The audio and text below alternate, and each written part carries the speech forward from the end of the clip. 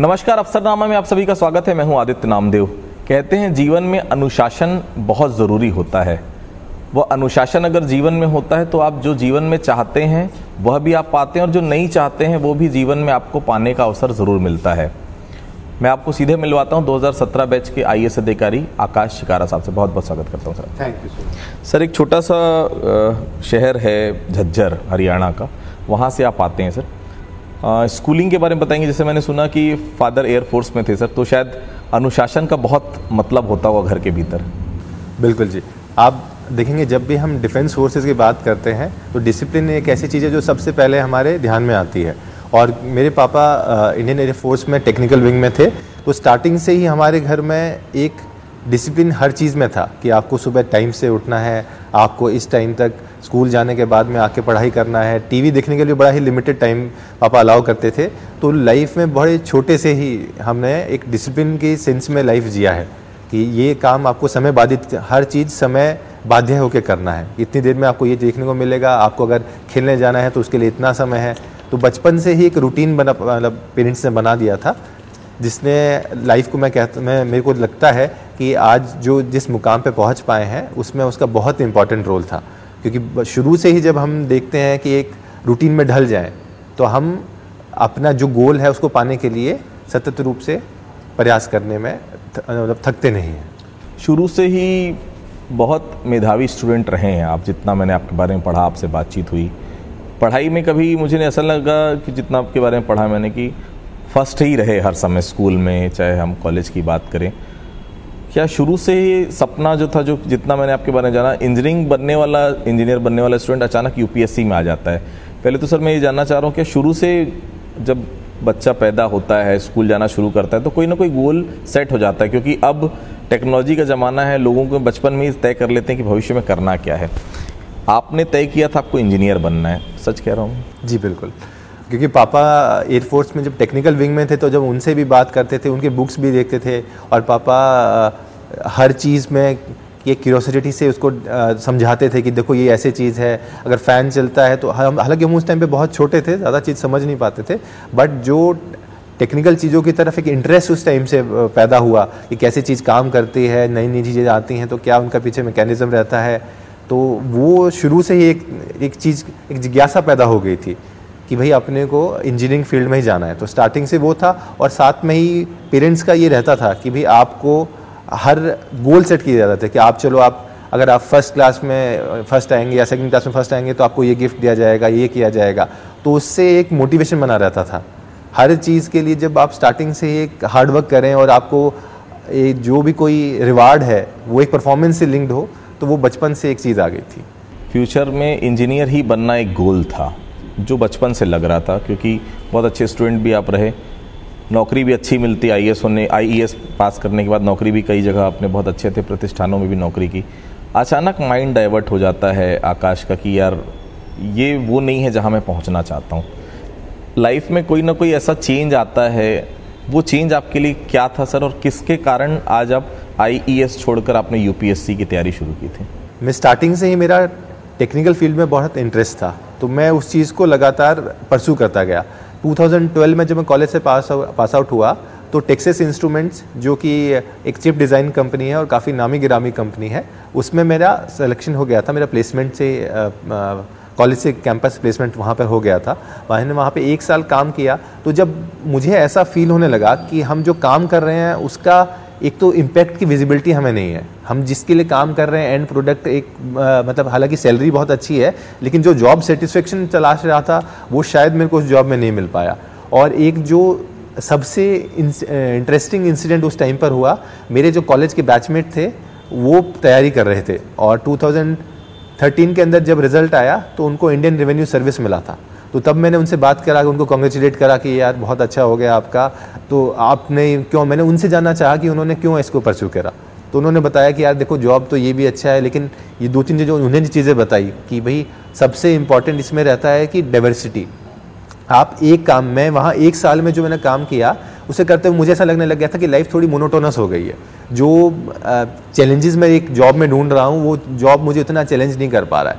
तो तब और जब सिविल सर्विसेज की हम बात करते हैं तो सबसे इंटरेस्टिंग चीज़ यहाँ पे ये रहता है कि आपके पास में रोज़ एक नई चीज़ सीखने का मौका रहता है। 2013 के अंदर वो मेरी लाइफ का एक टर्निंग पॉइंट था जब मैंने पहली बार डिसाइड करा कि मैं भी सिविल सर्विसेज के लिए तैयारी करूँगा, और तब से मैंने फिर अपनी यूपीएससी की जर्नी स्टार्ट करी। यूपीएससी एस्पिरेंट्स जो रहते हैं सर, उनसे जो बात होती है, जो बाद में आईएएस बनते हैं, उनका साफ तौर पर कहना है कि यार हिस्ट्री, सोशल साइंस, ये सब सब्जेक्ट हम ज़्यादा प्रीफर करते हैं।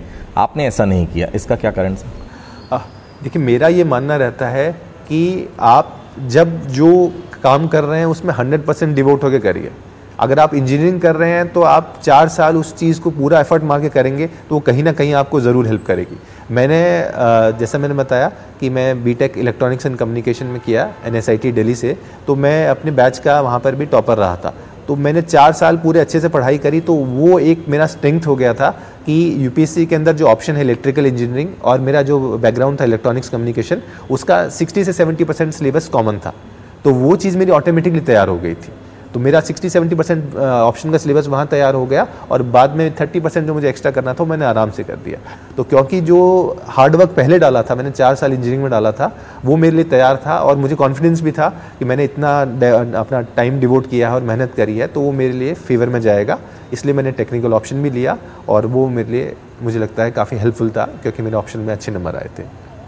हर किसी की लाइफ में सर अप एंड डाउन आते हैं, लगातार आते हैं, कई की ज़िंदगी में बहुत ज़्यादा आते हैं। 2014 प्री निकल जाता है, क्योंकि जितना मैंने सुना है कि एक बार मन में ये भी आया था क्या मैं वाकई में यूपीएससी के लिए नहीं बना हूँ, आया था मन में? क्योंकि जब मैं एकेडमिकली थोड़ा सा ब्राइट स्टूडेंट रहा था तो मुझे ये लगता था कि हम हार्ड वर्क करेंगे तो हर चीज़ हम अच्छे से कर लेंगे, जो कि बात सही भी है। लेकिन एक टेक्निकल की जब आप बात करते हैं, टेक्निकल सब्जेक्ट्स में सही या गलत होता है। सोशल साइंसेज में there is a shade of grey in everything, मतलब सही कुछ फ़ायदे भी हैं, कुछ नुकसान भी हैं। आपको कौन सी चीज़ प्रोज एंड कॉन्स वे करके एक डिसीजन लेना होता है। तो मैंने जब स्टार्टिंग में तैयारी शुरू करी 2014 में मैंने पहला अटेम्प्ट दिया, तो मेरा मेंस नहीं निकल पाया था, प्री निकल गया था। 2015 में जब मैं एग्ज़ाम दिया तो मेरा प्रीलिम्स नहीं निकला, तो वो मेरे लिए बड़ा ही लो पॉइंट था। मैं इतना शॉक हो गया था कि अगर मतलब इतना मेहनत करने के बाद में भी कैसी क्या चीज़ रह जा रही है कि मैं फर्स्ट स्टेज पर ही एलिमिनेट हो जा रहा हूँ। तो उस टाइम मुझे एक बार ये सेल्फ डाउट हुआ था कि क्या मैं इसको निकाल सकता हूँ, क्या ये एग्ज़ाम मेरे लिए बना है कि नहीं बना है। तो मेरे पापा मेरे बहुत सपोर्ट पिलर रहे हैं, उन्होंने हर चीज़ उसी सवाल पे मैं आ रहा हूँ। ऐसे समय में सबसे बड़ा सपोर्टर किसी का कोई रहता है तो उसका फैमिली रहती है सर, उसकी फैमिली, क्योंकि पिता से शुरू से बहुत मोटिवेट थे आप, डिसिप्लिन पिता ने सिखाया, अनुशासन में रहना। क्या पिता ने उस समय भी भरोसा नहीं खोया आकाश के ऊपर? बिल्कुल जी। मैं 2015 में जब मेरा प्रीलिम्स नहीं निकला था तो मैं काफ़ी इमोशनल हो गया था। तो मैंने पापा से पूछा था कि मैं पापा क्या ये मतलब क्या मैं सही डायरेक्शन में जा रहा हूँ, क्या ये एग्ज़ाम मेरे लिए बना है, क्या मेरे में वो चीज़ है कि मैं इसको क्लियर कर पाऊँगा। तो देखिए कोई भी आदमी होता है, सबकी लाइफ में लो फेज़ भी आता है और हाई फेज़ भी आता है। ऐसा कोई आदमी नहीं जो हमेशा ही सक्सेसफुल होता जाए। उसकी फेलियर्स हमें पता नहीं चलते हैं, लेकिन हर आदमी की लाइफ में सक्सेस भी रहता है, फेलियर भी रहता है। स्ट्रगल का फेज़ हर सक्सेसफुल आदमी की लाइफ में स्ट्रगल का फेज़ होना ही होना है। तो उस टाइम पे मुझे जब सेल्फ डाउट आया और मैंने कहा, तो पापा ने मुझे सजेस्ट किया कि देख तू जॉब के साथ साथ में तैयार करता गया है, तू एक बारी फुल चांस ले, तो अपना जॉब, क्योंकि मेरा एक बैकअप में जॉब सिक्योर था, तो पापा ने कहा तू फुल चांस ले और मैं लिख के देता हूँ, मैं गारंटी लेता हूँ कि तू एग्ज़ाम पक्का निकाल लेगा। तो उस टाइम पे फिर मैंने जॉब छोड़ के 8 महीने फुल टाइम 2016 का जो यूपीएससी था वो मैंने तैयार किया, और उस टाइम मेरा प्री मेंस इंटरव्यू सब एक बार में निकल गया। 2017 में रिजल्ट आया होगा, लेकिन उसके पहले 2016 में जब आपने एग्जाम दिया होगा, उसके बाद भी ये लगा शायद ना हो यार, तो कम से कम कोई दूसरी भी तैयारी रखूं, क्योंकि एक एज के बाद ये लगता है यार कि एक सेकंड ऑप्शन आपके हाथ में हर समय रहना चाहिए। क्या ये बात आई थी मन में? देखिए 2 चीज़ें हैं। जब मैंने मेंस लिखा था तो मेरा मेंस काफ़ी अच्छा गया था, तो मुझे ये तो श्योर था। यूपीएससी के अंदर कोई भी आदमी ये श्योर नहीं हो सकता कि मेरा सिलेक्शन होगा नहीं होगा, लेकिन मुझे ये था कि मेरा इंटरव्यू कॉल तो आएगा, क्योंकि मेरा मेंस काफ़ी अच्छा गया है। लेकिन फिर भी जैसे आपने कहा कि एक प्लान भी रखने का काफ़ी लोग प्रेफर करते हैं, तो क्योंकि मैंने जो 2016 वाला इंजीनियरिंग सर्विसेज दिया था उसका रिजल्ट आया था अगस्त में, और दिसंबर में मेरी ज्वाइनिंग थी, तो मेरे पास वो बैकअप ऑप्शन था ही। और मैंने मेंस लिखने के बाद में फिर इंजीनियरिंग सर्विसेज में सेंट्रल इलेक्ट्रिसिटी अथॉरिटी ज्वाइन कर लिया था, तो वो बैकअप ऑप्शन भी सिक्योर हो गया था। और एक जो मन में मतलब आशा भी थी और मेरा पेरेंट्स का कॉन्फिडेंस भी था कि फुल फ्लैज एक अटेम्प्ट दिया जाए, तो वो अच्छे से दे पाया था। यूपीएससी जब क्लियर हुआ सर, तो तो आपका एक्सप्रेशन या आपका उस समय जब रिजल्ट आया होगा तो आपको क्या लगा, वो तो मैं बाद में बात करूँगा। वो पिता जिनको सबसे ज़्यादा भरोसा था, शायद आपको आपके ऊपर उतना भरोसा नहीं था जितना पिता ने आपके ऊपर भरोसा किया। जब रिजल्ट आपने बताया तो पहला शब्द क्या निकला उनके मुंह से? मतलब मेरे ज़िंदगी का सबसे इमोशनल पॉइंट अगर मैं किसी एक पॉइंट को बोलूँ तो वही मोमेंट था जब यूपीएससी का रिज़ल्ट आया था और मैंने पापा को बताया था कि पापा सिलेक्शन हो गया है और मेरा इतना रैंक आया है और मेरे को आईएएस अलॉट हो जाएगा। तो पापा का जो एक्सप्रेशन था, जो उन्होंने मतलब किया था, खुशी दिखाई, जाहिर करी थी कि यस मेरे बेटे ने कर दिखाया and I am so proud of you. और वो जो एक्सप्रेशन था वो मेरे 3 साल की जो मेहनत, जो फेलियर, उन सबको भुला दिया। वो आज तक अगर मैं किसी चीज़ को अपने दिमाग में एक फोटोग्राफिक मेमोरी लेके चल रहा हूँ तो वही चीज़ है। मेरे को कभी भी ऐसा लगता है कि भाई नहीं, कोई चीज़ अगर अभी भी नहीं हो सकती या चैलेंज लगता है तो वो खुशी की याद आती है कि हाँ मैं अगर वो चीज़ करके दिखाऊंगा तो मेरे पेरेंट्स को वो खुशी होगी जिससे मेरे को भी अच्छा लगेगा। पहला मौका कैडर अलॉटमेंट छत्तीसगढ़ मिला सर, लेकिन छत्तीसगढ़ के बारे में जो दिल्ली के लोग कहते हैं कि आप एयरपोर्ट में उतरेंगे और नक्सली आपको गोली मार देंगे, क्या ऐसी कभी चर्चा आपने भी सुनी थी यहाँ आने के पहले? देखिए, जब मैंने प्रिपरेशन स्टार्ट करा था तो मेरे इनिशियल फेज़ में जैसे आपने बताया कि जो एक कॉमन मैन का एक परसेप्शन रहता है कि छत्तीसगढ़ मतलब कि नक्सलिज्म, उस टाइम पे मेरा वही परसेप्शन था। लेकिन जैसे जैसे मैंने प्रिपरेशन स्टार्ट करी तो मेरे को पता चलने लगा कि भाई वहाँ पर अच्छे काम भी हो रहे हैं, वहाँ स्वच्छता में भी अच्छा काम हो रहा है, वहाँ एजुकेशन में एजुकेशन सिटी बन रही है, वहाँ कुछ और काम भी हो रहे हैं। तो जो अच्छे इनिशिएटिव्स के बारे में हम पढ़ते थे, जिनको हम कोट भी करते थे अपने आंसर्स के अंदर यूपीएससी में, तो एक मेरी बैलेंस्ड इमेज थी हमेशा से छत्तीसगढ़ के बारे में। और जब हम अकेडमी में थे तो हमारी रैंक के हिसाब से, प्रेफरेंसेस के हिसाब से एक रफ आइडिया लग गया था कि मेरे को छत्तीसगढ़, उड़ीसा, तेलंगाना, इन 3-4 राज्यों में से एक मिलेगा। तो जब छत्तीसगढ़ मिली तो मेरे को एक जो सबसे बड़ी खुशी ये हुई थी, क्योंकि यहाँ पे जो भाषा है, जो यहाँ की संस्कृति है, जो यहाँ का खान पान है, वो एकदम नॉर्थ इंडिया से मतलब पूरा घर से मिलता जुलता है। तो किसी भी तरह से अपने को सेटल होने में कोई दिक्कत नहीं रहेगी। और जहाँ के अब यहाँ पे 5 साल 6 साल बिताने के बाद में जो लोगों से गर्मजोशी से मिली है, जो लोगों ने इतने प्यार दिया है अपना, तो मैं बोल सकता हूँ कि बहुत ही भगवान की दया से अच्छा काम हुआ कि मेरे को छत्तीसगढ़ गार्डन मिला। सर, वो स्टूडेंट जो तैयारी करते हैं यूपीएससी की, वो स्टूडेंट जो तैयारी करते हैं पीएससी की, क्या कुछ कहना चाहेंगे उनके लिए कि तैयारी वाकई में करनी कैसे चाहिए? क्योंकि आज की डेट में आपके पास सूचनाओं की कमी नहीं है, लेकिन आपको ध्यान ये रखना है कि आपके पास टाइम लिमिट है। आज की डेट में जब इंटरनेट का पेनिट्रेशन गांव-गांव में हो गया है तो हर चीज़ आपको, नोट्स, बुक्स, सब चीज़ इंटरनेट पे अवेलेबल है। आज की डेट में आपको सबसे इम्पॉर्टेंट मेरे को जो लगता है वो स्टार्टिंग पॉइंट होना चाहिए। अगर कोई आदमी यूपीएससी की या किसी भी एग्ज़ाम की प्रिपरेशन स्टार्ट कर रहा है तो सबसे पहला स्टार्टिंग पॉइंट होना चाहिए सिलेबस। आप सिलेबस उठाइए। हम लोग क्या करते हैं, हम बुक कंप्लीट करने में लग जाते हैं। हमें बुक नहीं कंप्लीट करनी है, हमें सिलेबस कंप्लीट करना है। आप सिलेबस उठाइए, उसके जो अच्छी बुक्स हैं, जो जेन्युइन बुक्स हैं, अच्छे जो वेल रिस्पेक्टेड ऑथर्स हैं, उनकी जो बुक्स हैं उनको पढ़िए और मल्टीपल टाइम्स पढ़िए। एक बुक को आप 10 बुक को एक बारी पढ़ेंगे, उससे अच्छा है आप एक बुक को 10 बारी पढ़िए। आप सिलेबस के हिसाब से बुक को पढ़िए और टाइम अपनी प्रिपरेशन को चेक करते रहिए।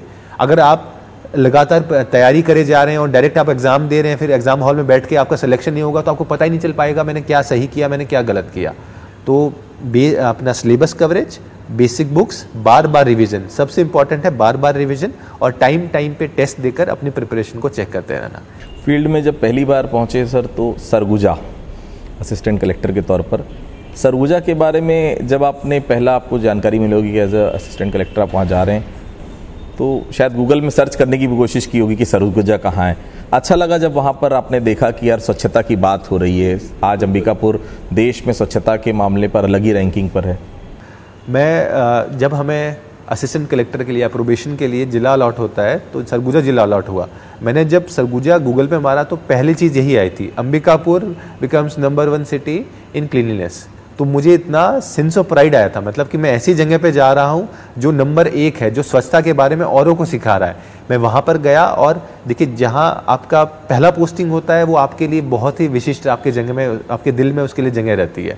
तो मैं वहाँ पे गया, मैंने पूरा अपना टेन्योर जो सीओ जनपद का, तहसीलदार का, एसडीएम का देखा। और क्योंकि उस टाइम पे इलेक्शंस भी चल रहे थे, इलेक्शन, हम लोग बोलते हैं कि free, fair and transparent elections are the foundation of a democracy. कोई भी लोकतंत्र केवल उसी चीज़ पे सर्वाइव करता है। तो उसको मैंने देखा कि कैसे इलेक्शन कमीशन अलग अलग स्टेप्स इंश्योर करता है कि हमारे यहाँ पर जो इलेक्शंस हो रहे हैं वो ट्रांसपेरेंट हो और बिना किसी निष्पक्ष भाव से, बिना किसी को सपोर्ट करे हुए, ताकि जो जनता जिसको एक्चुअल में चुनना चाहती है वो दोबारा आए। तो वो चीज़ जो मैंने देखी है कि कैसे इलेक्शंस कंडक्ट होते हैं, तो वो मेरे लिए एक बहुत ही एक लर्निंग का एक्सपीरियंस था। दोनों बड़े इलेक्शन सर, 2018 का विधानसभा चुनाव और 2019 का लोकसभा चुनाव, बहुत कम समय में बहुत कुछ सीखने को मिला। बिल्कुल बिल्कुल, मतलब ये दोनों इलेक्शंस इतने बैक टू बैक हुए, तो पूरा स्टार्टिंग से लेकर के कैसे हर स्टेप पे ये चीज़ कैसे इंश्योर किया जाता है कि निष्पक्षता हो रही है, ईवीएम्स के सिलेक्शन से लेकर ईवीएम्स का रैंडमाइजेशन, पोलिंग पार्टी का फॉर्मेशन, पोलिंग पार्टी का रैंडमाइजेशन, उनकी ट्रेनिंग, उनको बार बार चीज़ बताना, उसके बाद में हर स्टेप पे पोलिंग पार्टी, पॉलिटिकल पार्टीज़ के सब लोगों को इन्वॉल्व करना, ताकि ये मैसेज लाउड एंड क्लियर जा सके कि ना केवल हम निष्पक्ष हैं बल्कि हम निष्पक्ष दिख भी रहे हैं। महासमुंद में एसडीएम जब रहे सर, सिरपुर ऐसी जगह है सर कि देश नहीं विदेश के लोग भी सिरपुर को जानना चाहते हैं, पहचानना चाहते हैं, समझना चाहते हैं। बहुत कुछ अभी भी किया जाना बाकी है टूरिज़्म की, अगर हम बात करें सिरपुर के लिए दिल को तसल्ली होती है, जो काम हम किए हैं आज वो काम रिकॉग्नाइज हो रहा है। बिल्कुल। सिरपुर की बात करें तो हम इन जनरल देखेंगे कि छत्तीसगढ़ हर तरह से, सांस्कृतिक रूप से भी, भौगोलिक रूप से, प्राकृतिक रूप से, संसाधनों में बहुत बहुत रिच है। जब आप सिरपुर का कल्चर देखते हैं, मैं ये कोट करना चाहूँगा, एक राजस्थान सरकार से बहुत ही सीनियर अधिकारी आए थे, जब उन्होंने लक्ष्मण मंदिर देखा सिरपुर का तो वो इतने मंत्रमुग्ध हो गए थे कि यार आपके पास में इतना बड़ा मतलब पोटेंशियल का चीज़ है, जो टूरिज़्म का इतना बड़ा पोटेंशियल है, आप लोग उसको कैपिटलाइज करिए और बहुत अच्छा काम हो सकता है। साउथ ईस्ट एशिया में और जहाँ पर बुद्धिज़्म का बहुत ज़्यादा स्प्रेड है, उनके लिए तो ये इंटरनेशनल टूरिज़्म सर्किट में आ सकता है। तो वहाँ पर हमने जो काम किए थे विभिन्न, कि वहाँ पर तालाब का सौंदर्यीकरण, बोटिंग वहाँ पे शुरू कराई गई और मंदिर के कैसे फैसिलिटेट कर सकते हैं, वो सारे जो काम करे थे, तो उनको जब हम आज देखते हैं, कुडार डैम में कुछ काम हुए थे कैंपिंग बोटिंग के प्रमोशन के लिए, तो वो देखकर आज बहुत अच्छा लगता है कि वो लोगों को हेल्प कर पा रहे हैं। सर अलग अलग जगहों का काम करने का एक्सपीरियंस अलग अलग होता है, मैदानी क्षेत्रों का अलग होता है, लेकिन दंतेवाड़ा वो जगह जो नक्सली इफेक्टेड जगह है, वहाँ के लोग जो अपनी संस्कृति, अपनी भौगोलिक चीज़ें, अपने पुरातत्व और जो पुरानी चीज़ें हैं, आदिवासी आज भी उसी को लेकर चलना चाहता है। उनके साथ भी आपको चलना है और उनके साथ चलकर आपको गवर्नमेंट की योजनाओं को भी आगे बढ़ाना है। देवगुड़ी कुछ बताना चाहेंगे? जी देखिए, जब दंतेवाड़ा में गए तो वहाँ, क्योंकि हर ज़िले का अपना एक कल्चर होता है, उनका वहाँ पर जो लोग रह रहे हैं उनके अपने तरीके होते हैं, लेकिन कुछ ऐसी चीज़ें हैं जो हम चाहते हैं कि वहाँ पर आए। जैसे हम चाहते हैं कि कुपोषण सब जगह से मुक्त हो, हम चाहते हैं अनीमिया सब जगह से मुक्त हो, हम चाहते हैं गंदगी सब जगह से मुक्त हो। तो देवगुड़ी जो स्थल होता है वो दंतेवाड़ा के जो आदिवासी नागरिक हैं उनके अंदर एक विशेष स्थान होता है। वहाँ पर वो लोग जो बैठ के डिसाइड करते हैं उसको वो 100% फॉलो करने के लिए बाध्य हो जाते हैं।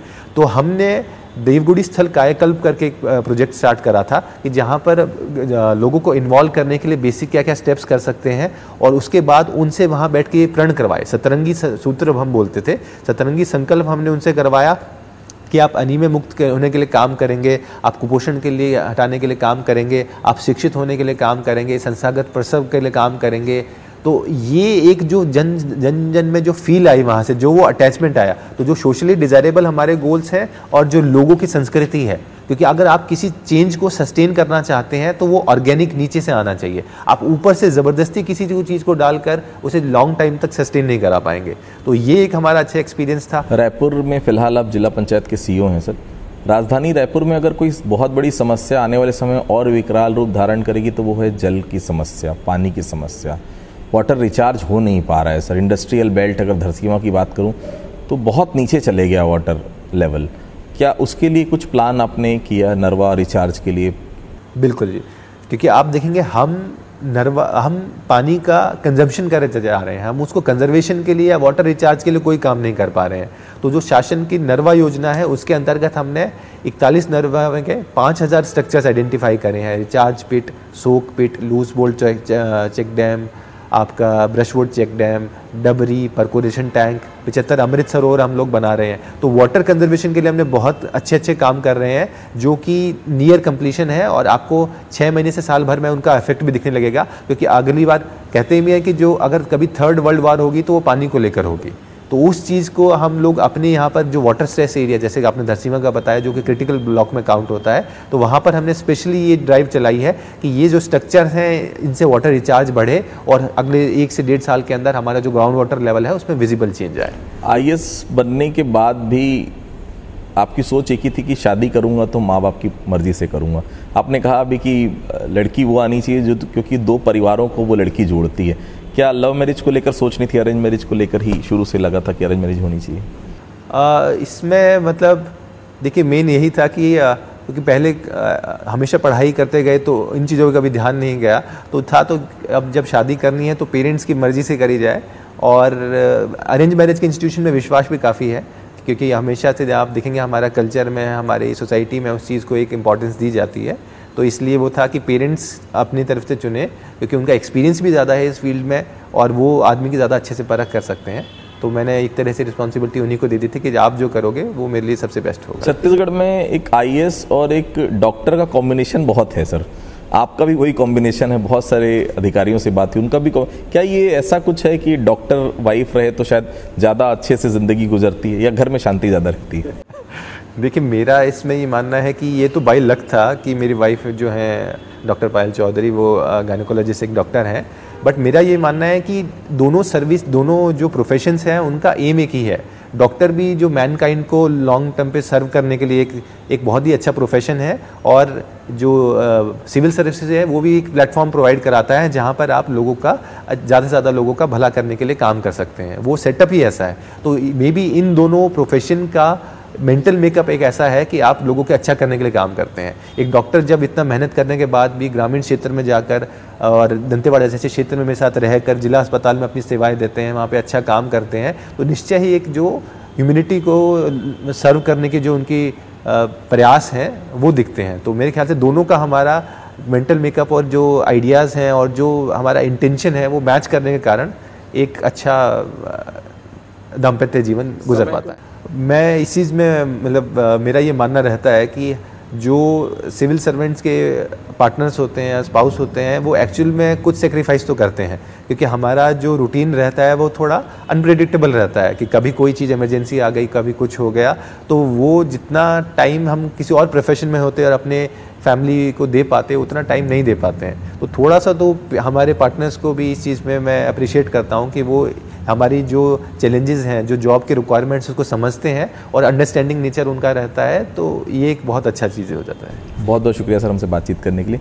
तो ये थे हमारे साथ आकाश चिकारा साहब, जिनका साफ तौर पर कहना है देखिए आप जीवन में प्लान बी भी आपके पास होना चाहिए। आप प्लान ए तैयार करके रखें, ठीक है, डेडिकेशन के साथ आप अपना 100% दीजिए, लेकिन कंपटीशन इतना ज़्यादा है कि जीवन में प्लान बी भी तैयार होना चाहिए और अनुशासन में रहिए, खूब पढ़ाई करिए और जिस विषय को लेकर भी आप आगे बढ़ें उस पर अपना 100% दीजिए, आपको सफलता ज़रूर मिलेगी। तो अफसरनामा में इस बार इतना ही। अगली बार फिर किसी अधिकारी से आपकी मुलाकात कराएंगे, तब तक के लिए बहुत बहुत